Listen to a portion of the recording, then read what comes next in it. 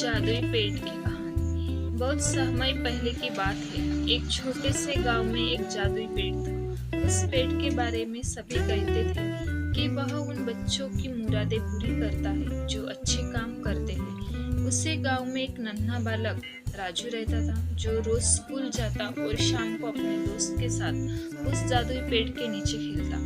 राजू, क्या तुमने कभी उस पेड़ से कुछ मांगा? उसकी सहेली रीमा ने पूछा। जी हाँ, मैंने मांगा है, राजू ने मुस्कुराते हुए कहा। मैंने इस गांव के लिए खुशियाँ और सफलता मांगी है। एक दिन गांव में एक दुखद स्थिति आ गई। एक असामान्य सूखे ने सबकी खेती और पानी के स्रोत को सुखा दिया। गांव के लोग परेशान थे और सबने मिलकर प्रार्थना की। राजू ने भी उस जादुई पेड़ के सामने जाकर कहा, प्रकृति की देवी, मुझे कोई धन संपत्ति नहीं चाहिए, बस मेरे गांव की खुशहाली चाहिए। उसकी सच्ची प्रार्थना सुनकर आसमान में बादल छाए और जोरदार बारिश हुई। सूखे की परेशानी दूर हुई और गांव फिर से हरा भरा हो गया। राजू की इस हिंदी कहानी से सबने सीखा कि सच्चा दिल और उदारता हमेशा संकट के समय में काम आती है।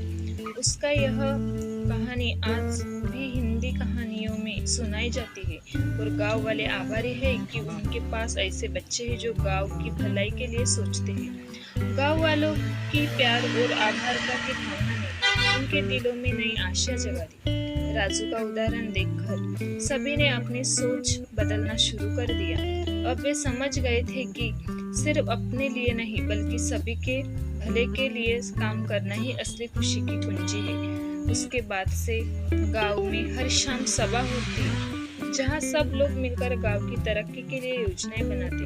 राजू के प्रोत्साहन से सभी बच्चे स्कूल में ज्यादा ध्यान से पढ़ने लगे और बड़ों ने अपने खेतों और बेहतर तरीकों से जीतना शुरू कर दिया। समय के साथ राजू ने देखा कि जादुई पेड़ अब केवल एक पेड़ नहीं रहा था, वह गांव की एकता और समझदारी का प्रतीक बन गया था। पेड़ के नीचे रहने वाले हर खेल, हर मजाक और हर कहानी गांव की सामुदायिक ताकत को बढ़ाती गई। सालों बाद जब राजू बड़ा हुआ तो उसने संकल्प लिया कि जो प्रेम और सहयोग उसे इस गांव से मिला वह उसकी अगली पीढ़ी को भी मिले। उसने स्कूल के बच्चों को पढ़ाना शुरू कर दिया और अपनी समझदारी से गांव के लोगों को नई खेती की तकनीकें बताई। गांव में अब हरियाली थी, समृद्धि थी और सबसे बढ़कर एक दूसरे के प्रति प्यार और सम्मान था।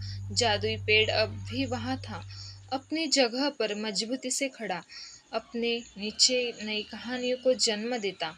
और यह कहानी राजू ने अपने बच्चों को भी सुनाई कि कैसे एक छोटी सी प्रकृति की पूजा से पूरे गांव की किस्मत बदल गई। राजू और जादुई पेड़ की कहानी हमेशा सिखाती रहेगी कि साझा प्रयास से ही सच्ची खुशियां मिलती है।